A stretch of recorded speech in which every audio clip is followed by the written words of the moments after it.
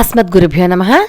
అసలు మనం ఈ సంఘటన వింటే అసలు మనకి పరమాచార్య స్వామి వారి మీద ఏదైనా కాస్త అనుమానం ఉన్నా కూడా అది పటాపంచలైపోతుంది.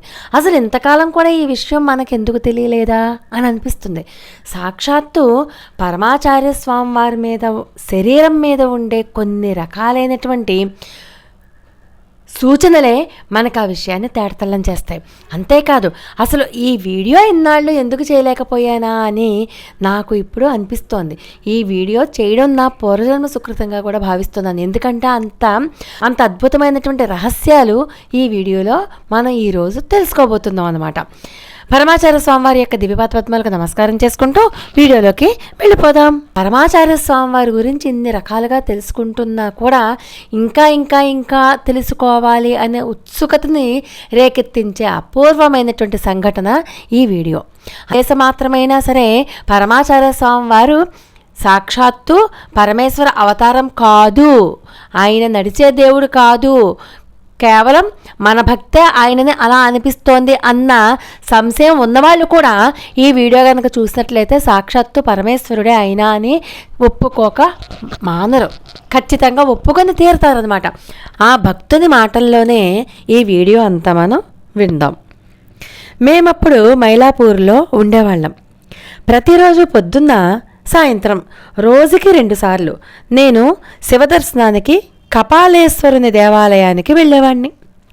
పరమాచార్యుల వారికి అప్పుడప్పుడు ఛాతీలో నొప్పి వచ్చేది. రామకృష్ణ అయ్యర్ అనే ఆయన హోమియో తెలిసిన ఆయన, వైద్యుడు కాదు సుమా, కానీ హోమియో తెలుసు. ఆ హోమియో పుస్తకం ఏదో చూసి ఏవో చిన్న బల్లిగుడ్ల లాంటి తెల్లని చిన్న గోళీలు ఇచ్చేవారు. స్వామివారు అవి 2 రోజులు తీసుకున్న తర్వాత కాస్త ఉపశమనం ఉండేది స్వామివారికి ఛాతీ నొప్పి నుంచి. అయ్యప్ప శబరిమల ప్రాచుర్యంలోకి వస్తున్న రోజులవి. నల్లధోవతులు కట్టుకుని జనాలు గుడికి వచ్చేవారు. మాకు నల్ల దుస్తులంటే ఒక రాజకీయ పార్టీకి సంబంధించినవిగా మాత్రమే తెలుసు. దాంతో నేను కొంత ఆశ్చర్యపోయాను. కొంతమందిని అడిగితే ఒక వ్యక్తి నాతో ఇలా అన్నాడు, నీకు తెలియదా, మేము శబరిమల వెళ్తున్నాం. ఎంతో శక్తివంతమైన దేవుడు. పిల్లలు లేని వారికి సంతానం కలుగుతోంది, అనారోగ్యం నయమవుతోంది. నిశ్చయంగా ఒక సజీవ దేవత. అప్పట్లో నేను చిన్నవాణ్ణి, బోలెడు భక్తుంది. అది 35 ఏళ్ల కిందటి మాట. ఇది 35 ఏళ్ల క్రిందటి మాట. పరమాచార్యుల వారికి ఛాతీ నొప్పి నయమవటానికి నేను శబరిమల యాత్ర చేస్తాను అని చెప్పి మొక్కుకున్నాను. నేను స్వామివారి వద్దకు వెళ్ళి నేను శబరిమల వెళ్తాను అని మొక్కుకున్నానని, వారి దీవెనలు అనుగ్రహము కావాలని అడిగాను. శబరిమల ఏంటి, ఈ అకస్మాత్తు కోరిక ఏంటి, నువ్వు నాతో ఉండగా యాత్రలెందుకు, నన్నెందుకు అడుగుతున్నావు అని అన్నారు స్వామివారు. నేను మొక్కుకున్నాను, అది తీర్చుకోవాలి, శ్రీవారు దయచూపాలి అని అన్నాను. శ్రీవారు ఒక గుడ్డ తీసి నాపై విసిరారు. ఇదివరలో శబరిమలకు తెల్లధోతలతోనే వెళ్ళేవాళ్ళు. బ్రాహ్మణులు మద్యమాంసాలకు దూరంగా ఉంటారు కాబట్టి శబరిమలకు వెళ్ళడానికి విశేషమైన కట్టుబాట్లు అవసరం లేదు. అప్పట్లో నలుపు రంగు ధరించడం ఈ మధ్య వచ్చిన ఆనవాయితీ. సంవత్సరం పొడవునా మద్యమాంసాలు సేవించేవారు వారి పశ్చాత్తాపానికి సూచనగా నలుపు ధరించడం మొదలైంది. అంటే నల్ల రంగు బట్టలు వేసుకున్న వాళ్ళు చాలా నిష్టగా మద్యము మాంసము ముట్టుకోకుండా మడిగా ఆచారంగా ఉంటారు కదా. నీకు అవసరం లేదు, గుళ్ళోకి వెళ్ళినప్పుడు ఈ తుండు నీ చుట్టూ కట్టుకో.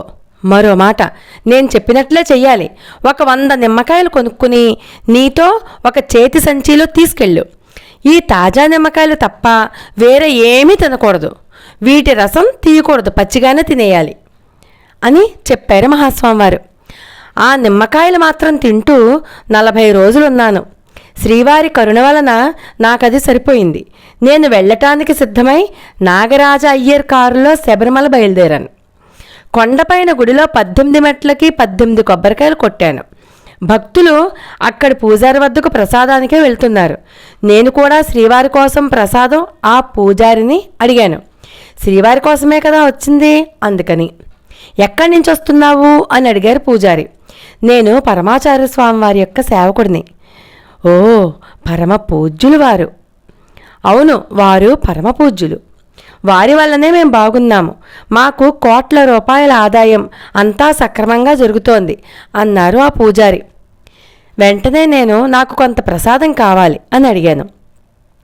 వెంటనే ఆ పూజారి ఒక పెద్ద నెయ్యి డబ్బా తీసుకుని ఆ డబ్బాడు నెయ్యి విగ్రహం మీద పోశారు. సుమారు కేజీన్నర పట్టే సీసా తీసుకుని దాని నిండా ఆ నేతిని పట్టారు, అభిషేకం చేసిన నేతిని. ఆ తర్వాత తమ 2 చేతుల నిండా విభూతి తీసుకుని ఆ విగ్రహానికి అభిషేకించారు.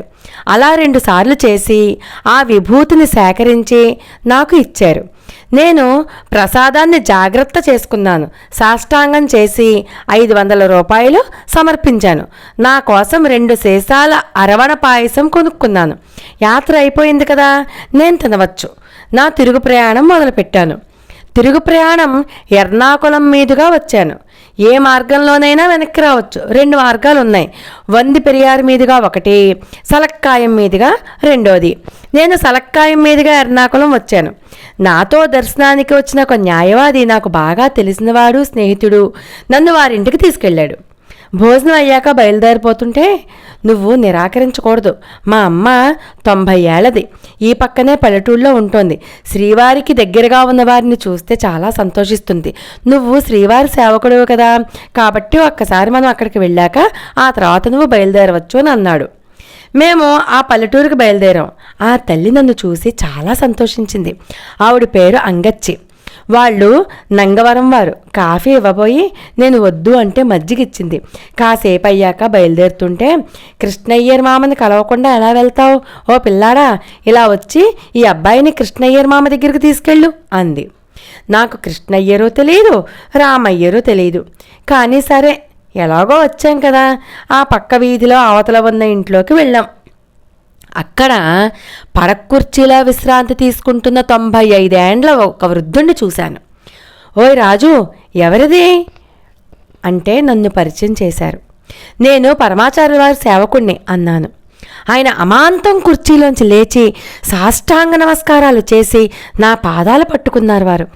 నేను నిర్ఘాంతపోయి వెనక్కి చూశాను, వెనక్కి దూకాను. మీరిలా చెయ్యకూడదు. మీరా పెద్దవారు, నేనా చిన్నవాణ్ణి, ఇలా చెయ్యడం దోషం అన్నాను. నేను సాష్టాంగం చేసింది నీకు కాదు, శ్రీవారికి, ఆ సర్వేశ్వరుడికి. శ్రీవారు సాక్షాత్తు ఈశ్వరుడని నీకు తెలియదా? ఆ భగవంతుడే అని నీకు తెలియదా? తంజావూరు వాళ్ళు సాధారణంగా తెలివైనవారు, నువ్వేమో తెలివి తక్కువ వాళ్ళ ఉన్నావే అని అన్నారు ఆ ముసలాయన. మీరలా ఎలా అంటున్నారు? అందరూ అంటున్నారని మీరు అంటున్నారా? అందరూ శ్రీవారిని పొగిడేవారే అన్నాను నేను. వెంటనే ఆ 95 ఏళ్ల వృద్ధుడు ఇలా అన్నారు. విను, చాలా దశాబ్దాల క్రితం శ్రీవారు కేరళ వచ్చి మా ఊళ్ళో 45 రోజుల పాటు ఉన్నారు. ప్రతి ఉదయం శ్రీవారు 3 లేచి 1 గంట జపం చేసేవారు. ఆ తర్వాత స్నానము, నిత్యకృత్యాలు, చంద్రమౌళీశ్వర పూజ చేసేవారు. తర్వాత ఒక 5 నిమిషాలలో వారు హడావిడిగా భోజనం అయిందనిపించేవారు. వెంటనే భక్తుల వద్దకు వచ్చి ఏదైనా ఆధ్యాత్మిక విషయంపై ఉపన్యసించేవారు. రోజు ఇలాగే గడిచేది. పూజ, ప్రసాదం, అంతు లేకుండా భక్తులను కలవటం. మళ్ళా మధ్యాహ్నం కూడా ఇదే, సాయంత్రం కూడా ఇదే, రాత్రి ఇదే. వారు ఏమీ తినేవారే కాదు, 3 గంటలకు మించి నిద్రపోయేవారు కూడా కాదు. ఒకరోజు నేను శ్రీవారిని ఇలా ప్రార్థించాను. శ్రీవారు, మీరు నా కోసం ఒక పని చెయ్యాలి అని అడిగాను. ఏంటది అన్నారు స్వామివారు. శ్రీవారు సాక్షాత్తు గురువాయూరప్ప, ఎర్నాకులట్టప్పన్, వేరు కాదు. ఈ అంతులేని శ్రమ, నిద్ర లేకపోవడం శ్రీవారి శరీరంలో ఉష్ణం కలిగించింది. ఈ వేడి వల్ల కళ్ళు బాగా ఎర్రగా ఉంటున్నాయి. శ్రీవారు తమకు తైలస్నానం చేయించడం కోసం నాకు అనుమతి ఇవ్వాలి. కేరళ ఔషధ తైలాలకి ప్రసిద్ధి కాబట్టి మీరు కరుణించి నాకు అనుమతిస్తే ఆ తైలాన్ని తీసుకొచ్చి మీకు తైలస్నానం చేయిస్తాను అని అన్నాను. వెంటనే శ్రీవారు సరే అయితే అన్నారు. శనివారం రమ్మన్నారు. నేను మూలికలు, వేళ్ళు ఇవన్నీ ఉపయోగించి ఒక నూనెను తయారు చేసి శనివారం నాడు స్వామివారి వద్దకు తీసుకెళ్ళాను. స్వామివారు నన్ను ఈ తైలం వారి తల మీద, శరీరం మీద మర్దించమంటే మర్దించాను. అప్పుడు వారి శిరస్సుపై చక్రవర్తి రేఖ చూశాను. చేతులపై శంఖ చక్ర ముద్రలున్నాయి. పాదాల మడమలపై పద్మరేఖ చూశాను. నువ్వు తంజావూరు వాడు అంటున్నావు. తంజావూరు వాళ్ళు చాలా తెలివైన వారు. నీకు తెలివిలేనట్లుంది. శ్రీవారిని సేవిస్తానంటున్నావు, ఆయన శరీరం మీద ఈ రేఖలు చూడలేదా? వారి కూడా అందరిమల్లేన మలమూత్ర విసర్జన చేస్తారని చెప్పి మోసపోకు. ఆయన నిన్ను వెర్రివాడిని చేస్తున్నారు. ఆయన సాక్షాత్తు ఈశ్వరుడే తప్ప వేరు కాదు. ఆ వృద్ధుడు నాతో ఇలా అన్నారు. కాసేపు అయ్యాక నేను వెళ్ళడానికి లేచాను. నన్నొక్క నిమిషం ఉండమని చెప్పి ఆయన లోపలికి వెళ్ళారు. లోపల నుంచి 18 రుద్రాక్షలను పట్టుకొచ్చారు. అందులో ఏకముఖ నుండి 18 ముఖాలున్న రుద్రాక్ష వరకు ఉన్నాయి. అవన్నీ నా చేతిలో ఉంచి ఆయన అన్నారు, తీసుకోవయ్యా, ఇవి నా వద్ద చాలా కాలంగా ఉంచాను, నువ్వు తీసుకోవాలి అన్నారు. నేను రుద్రాక్షలు తీసుకున్నాక ఆయన నా చేయి పట్టుకుని, నువ్వు నాకో మాట ఇవ్వాలి అన్నారు. ఏమని మాట ఇవ్వాలి? చివరి శ్వాస వరకు శ్రీవారిని సేవిస్తానని మాటివ్వు. ఇతరులు నిన్ను ఇబ్బంది పెడతారు, వదిలించుకోవడానికి చూస్తారు. ఓ దుర్మార్గుడు వచ్చి నిన్ను తరిమేయొచ్చు, పట్టించుకోవద్దు. మఠం బయట ఒక స్టూలు వేసుకుని శ్రీవారిని కనిపెట్టుకుని ఉండు. వదలొద్దు సుమా, నమ్మకస్తుడైన సేవకుడివై ఉండు, వదిలిపెట్టద్దు అంటూ ఆయన మాట తీసుకున్నారు. నాకాయన మజ్జిగ ఇచ్చారు. మరో మాట, శ్రీవారికి నా ప్రార్థనగా నడవవద్దన్నానని చెప్పు. వారు చాలా నడుస్తారు. ఆ పాదాలపై రేఖలు గనక చెరిగిపోయాయా అది ప్రపంచానికే అరిష్టం, కాబట్టి నడవకూడదు. ఇంకో విషయం, వారికి నా తరపున 24 సాష్టాంగాలు చెయ్యి. నేను మాట ఇచ్చి బయలుదేరాను. టాక్సీలో ప్రయాణం చేశాను.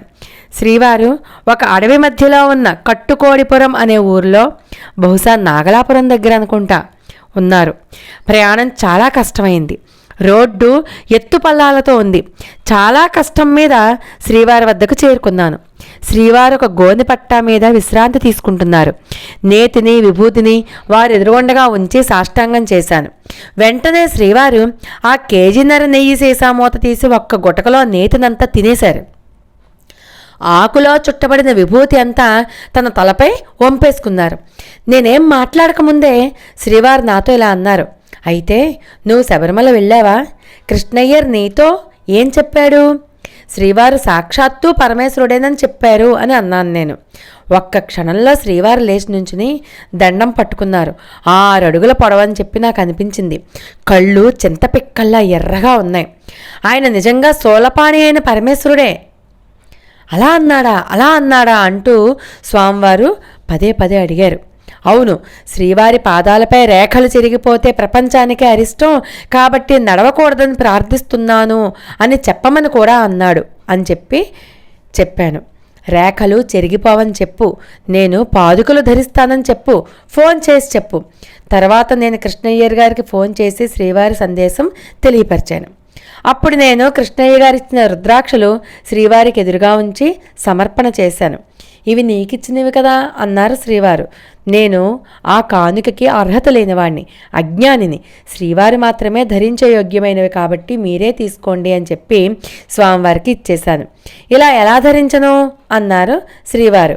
నేను వీటిని ఒక మాలగా తయారు చేయిస్తాను అని ఒక చక్కటి మాల తయారు చేశాను.